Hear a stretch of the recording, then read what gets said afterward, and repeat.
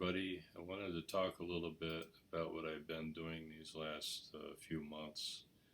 Uh, this is a program that I wrote called Delphic Oracle, and in particular, these past few months I've been using it to study Bitcoin and various other currencies. Now, one of the things I've been doing since last winter is studying the underlying architecture of Bitcoin. One of the reasons I decided to do this was because of some patterns I've noticed going on in the financial markets, and I wanted to see if I could locate or pinpoint a pattern and see if I could find a way to predict what types of prices we could see. It's hard to say, because in astrology, there's no price attached. But the way I've been doing this or approaching this is to try to see if I could find turning points. When does it go up? When does it go down? Not so much how much, because the scale is a little bit difficult. You don't really have a way of measuring that very well.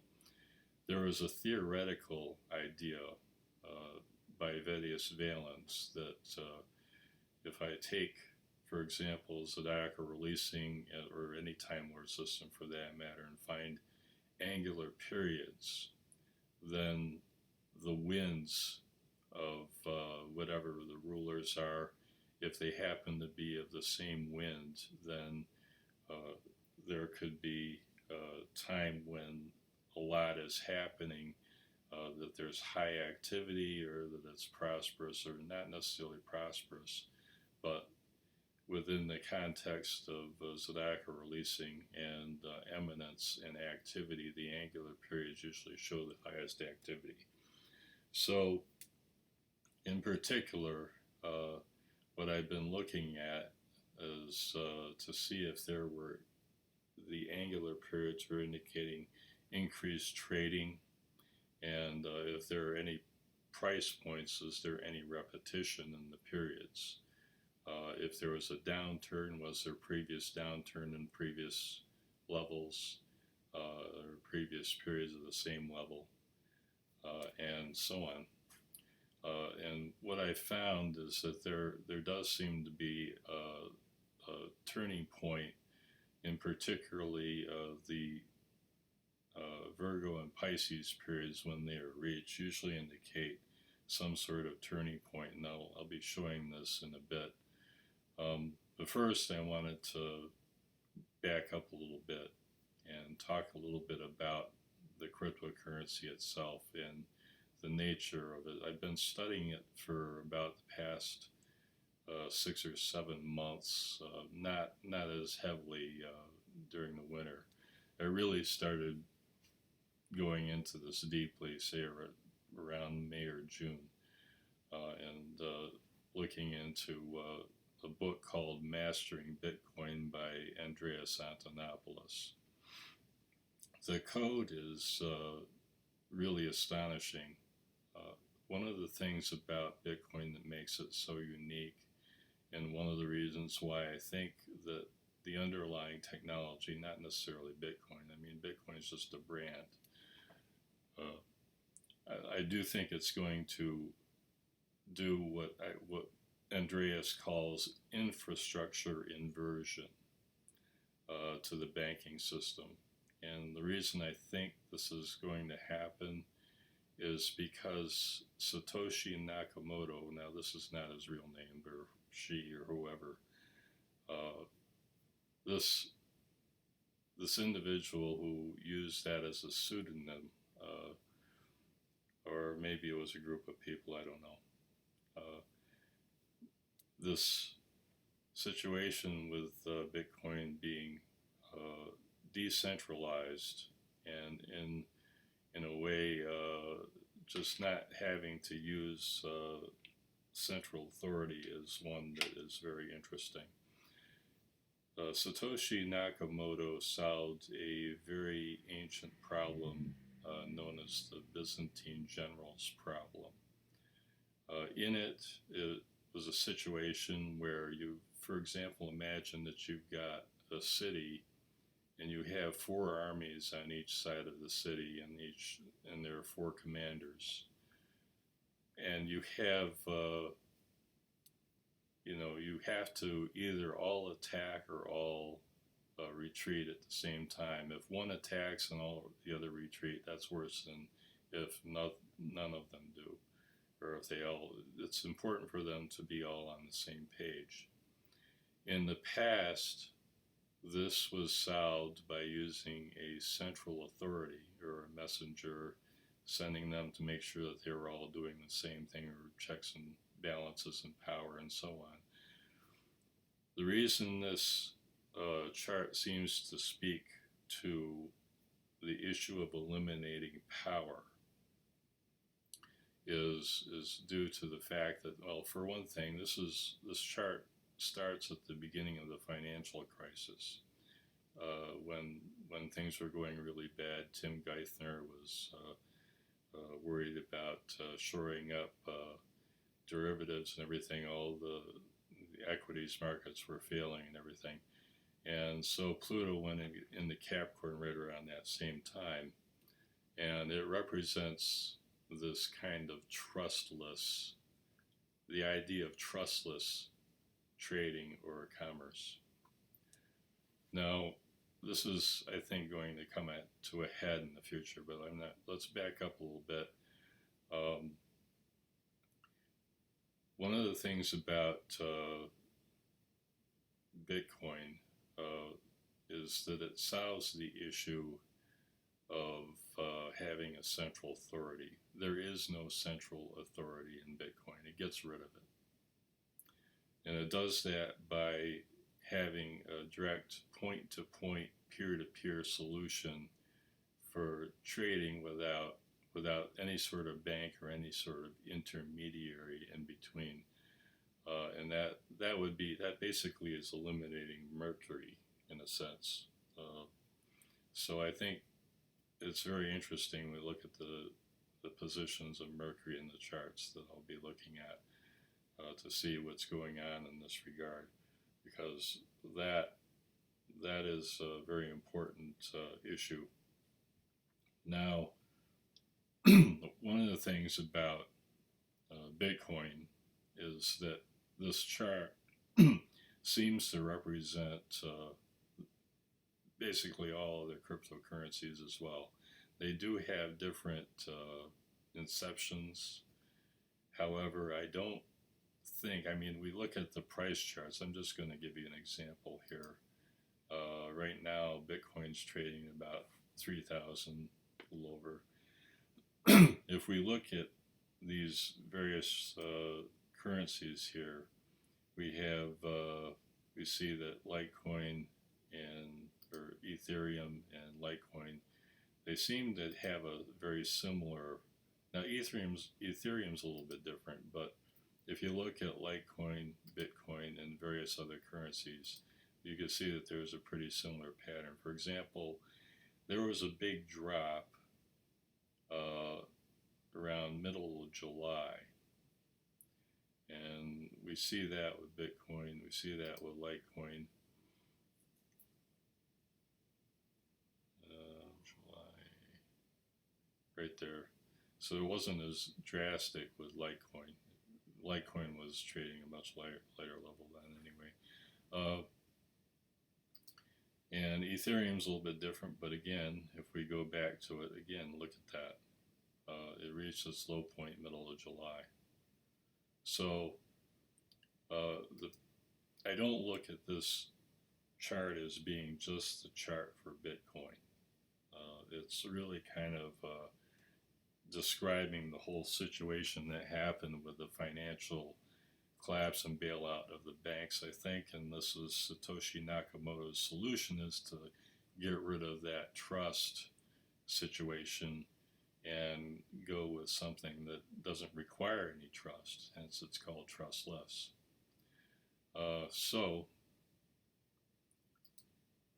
If I want to look at some of the patterns that I was seeing. For one thing, I think I mentioned that the periods of Virgo and Pisces generally tend to indicate turning points, which means if the price has been going up, then we could probably see it start to go the other way. Vice versa, if the price has been going down, you enter, say, a period, Virgo or Pisces period, then it seems to want to go in the other direction. So I've been looking at this. If we zoom out on this chart, let's go back to all. Well, let me go back to a year here. Okay. Let's see, it's the wrong chart. Okay, Bitcoin. Now, there was a period, and it's kind of hard to show the scale here, but I remember one period in particular that I was watching this after I'd gotten in. There was a, let me get this. There was a Virgo period here was like a major low point. And I wanted to buy it and I couldn't for other reasons, but that seemed to be a pattern that was indicating from some other periods in the other earlier in the sequence. If I go back to let me go back to the 20. Okay, yeah, it's kind of hard to show here because the scale is really small, but it was, Bitcoin was hovering around 11, 1200, 1300, and then it eventually came down to about 925 actually is what it was. It says 952, but I remember this, the resolution of the graph isn't that good at this scale. So we see it get low there, and then it went back and up in the other direction. It looks much more dramatic when the scale is only between what it is right now. 5,000 doesn't look like much, but we're going between 1,000 and 500. It was showing a big spike and big drop between these two areas here, and then so we saw it go there. Now, that was the low point, which was Virgo, and then we had it do it again. I was thinking that there would be another low point either early May or again in the end of May. And what happened was it didn't really quite, it kind of slowed down during these periods, but it didn't make the turn that I expected it to. So I kind of wondered why that might be. Now, theoretically, if we're looking at zodiacal releasing spirit has to do with activity. And so if it's an angular period, which it would be the case whether it's regard to fortune or any of the four angles here, because fortune isn't an angle, it tends to emphasize that. Because, so the 10s from fortune, the most important period would be Aquarius. And we can see that when it reached certain periods, that when they repeat, that's what you get. You can see like a kind of a recurrence in I'm talking about in people's lives in general. Now, when you're dealing with something like Bitcoin, I kind of had to redo my thinking in a lot of ways because there's no price labels anywhere. So the idea was to kind of look at zodiacal releasing as a way of gauging the activity, the price of, not the price fluctuations, but the transaction velocity and so on, to see how fast the currency is moving through the system. And that indicates kind of a swift current.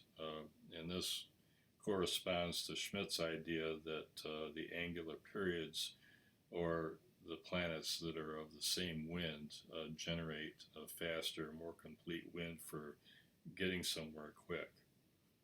Now, this would suggest that the angular periods, Taurus, Aquarius, Scorpio, and Leo would be the most active in that regard, and also planets that agree with that same wind. In other words, if I look over Venus and I see that the wind and the rulers of the time, say the ruler of time currently is Mars, if the same wind of the sub-period is involved, then maybe this could indicate that there's further progress or change, or there's a change in the direction.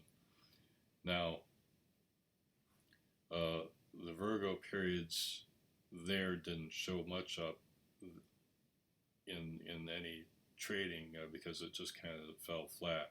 It didn't. There was a period during this time when it was going up drastically, and the Virgo period, in this case, instead of representing a turning point downward, it's just kind of representing a flattening out of the price. And theoretically, the reason for that might be because it was in a general period that was more powerful, because the higher the level, the more perspicuous, or not, more prosperous, I should say, the period is for gains or losses, for that matter. I think it could also indicate losses very quickly under some conditions. Now, but in this case, the Aquarius period seems to represent a peak, so that this is, if it was a person, I would say that this is when someone would become well known, or known for some sort of achievement, and what they do during that period is what they're usually known for. Now, if I go down further, did we run into any issues? Yes, we did. Again, mid-July, remember I said that there was a price drop? In the middle of July, there was a price drop under, it was the Virgo period at the 4th level. Now, this is all happening under the general Scorpio period. In the previous period, Libra, for the previous 8 years of Bitcoin, it did reach a really high peak under Capricorn up here, and that was actually in the fall of 2013 after losing the bond, I believe, to Cancer. Now, I'm expecting the same thing could probably happen. This is why I've been saying that in February 2019 that I think that Bitcoin could really take off. But I do think that there could be some trouble in between. The Sagittarius period is not particularly very good. Now, the reason I look at that and I say, well, it's not that good, is because Jupiter is in its detriment under the beams. If you look at it, it's a 29 Capricorn. And it's also like right at the phasis point where it's about to disappear under the beams of the sun. So this is, and given that it's the 8th from fortune, this is kind of like indicating like a death of sorts. So I would say that, we're in for some trouble in the future. But one thing that is proven over time is that Bitcoin is incredibly resilient. So this idea is not going to go away. The only way to kill Bitcoin is to unplug the internet and do it Snake Plissken style, where everything is just, we're back into the Stone Age, like the way the Amish live around here, for example. It's financial suicide at this point for the banks to do that. So they're not going to, if they cut internet for any length of time, there's going to be all kinds of problems. So this is not something the authority would willingly do. In the future, I'm expecting to see a big price hike in this regard. Right now, it's falling. If we look at what's going on right now, it was a Virgo period here. This Virgo period was a flattening out again. It was an Aries Virgo. The other thing I was saying here, it's a nocturnal chart, and Saturn generally is the most malefic planet in a nocturnal chart, whereas Mars is in a diurnal. I'm not going to explain the theory behind that, but just to highlight the fact that Virgo periods probably would make you think that this could be the time when things aren't looking so good for Bitcoin. But the other thing is that it seems that in previous Virgo periods, it's also when things bottom out. Like I said, there was this period around here. Here is when it was still going up. Again, this is a Capricorn period, and that the previous Capricorn periods have shown big price spikes. The one in 2013 was the biggest one, where it went from a few dollars up to $1,100. That's the one that I noticed the most. It's the biggest of the past. Was in the fall of 2013. Now we get to the other periods, and I was thinking the same thing, looking more closely with Pisces, the same thing. Here, the theory is that it's the place of acquisition, and it's the 8th house, so I think could be indicating liquidation, sometimes people taking profits, but it doesn't suggest to me that it's a terrible time. But it does seem to be a turning point in other periods. So right now, if I go right to let's go to the month view, we see that it peaked.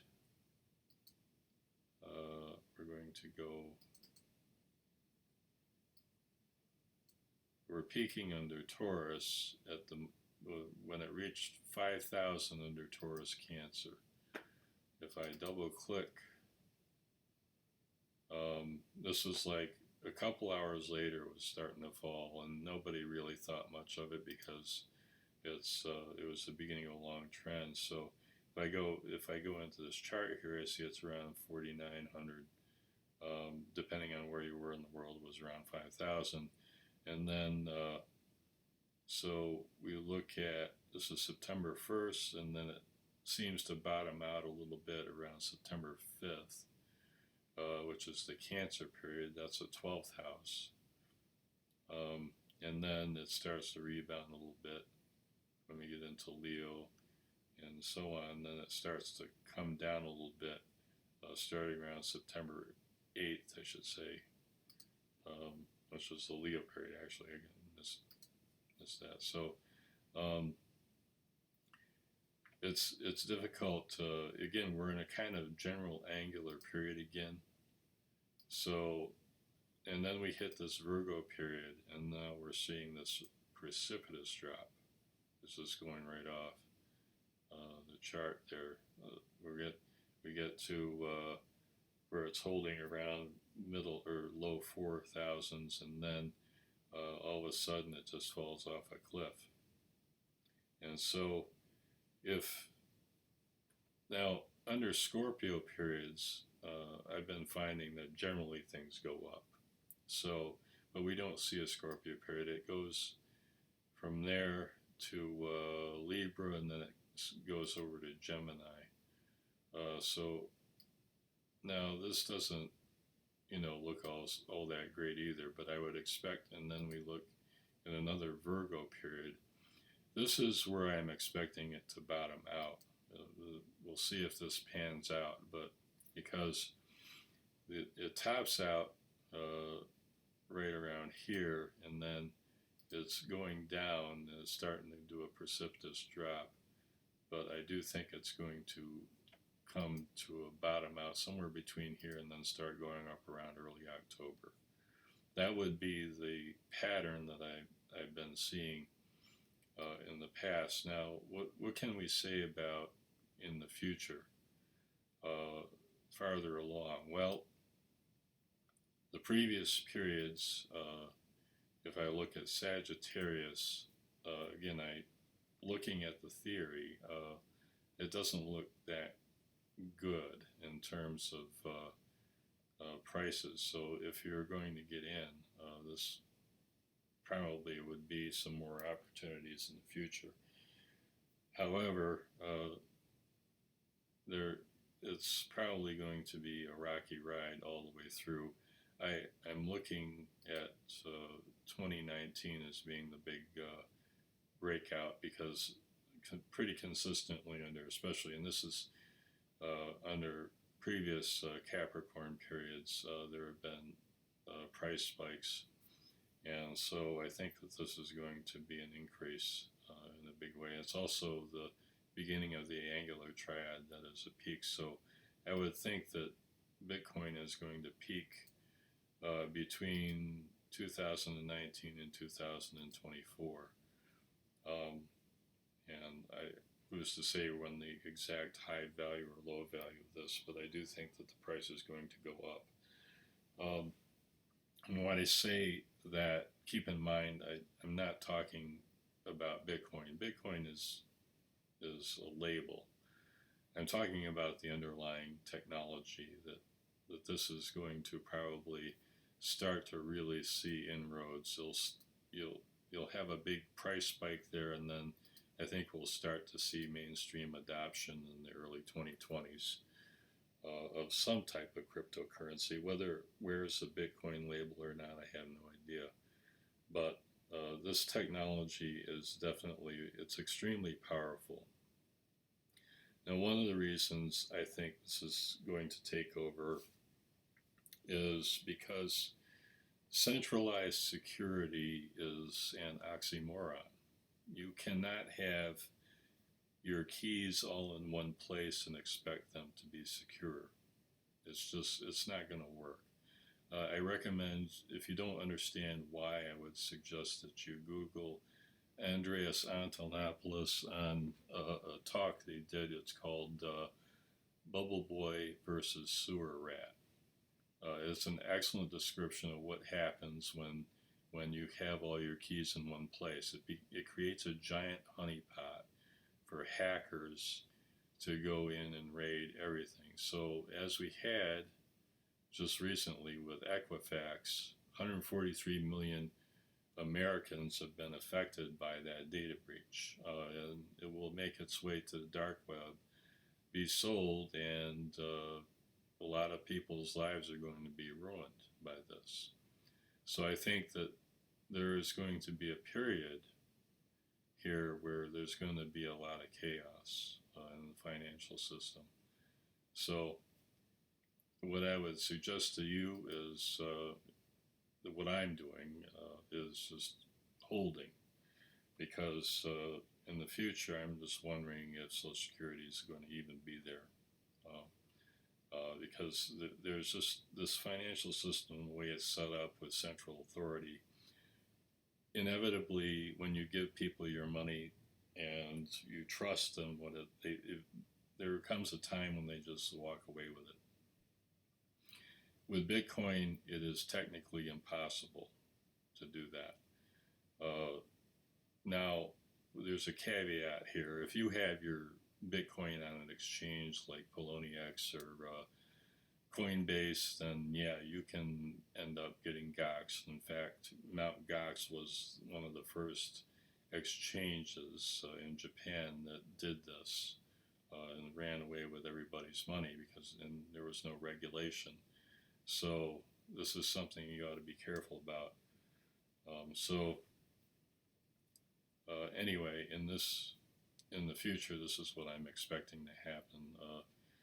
I think things will probably get pretty scary around this time between 2019 and 2022 in particular. So if you're holding on to Bitcoin, just make sure that you're not going in more than you can lose, because I can't predict that it will be this particular crypto. It might be one of the others that surpasses it for some reason. There might be a fork, it doesn't work out, it goes there, maybe Ethereum takes over, who knows. There are so many variables in this. So just be careful if you're doing this. Make sure that you don't invest more than you can lose. Anyway, have a good day.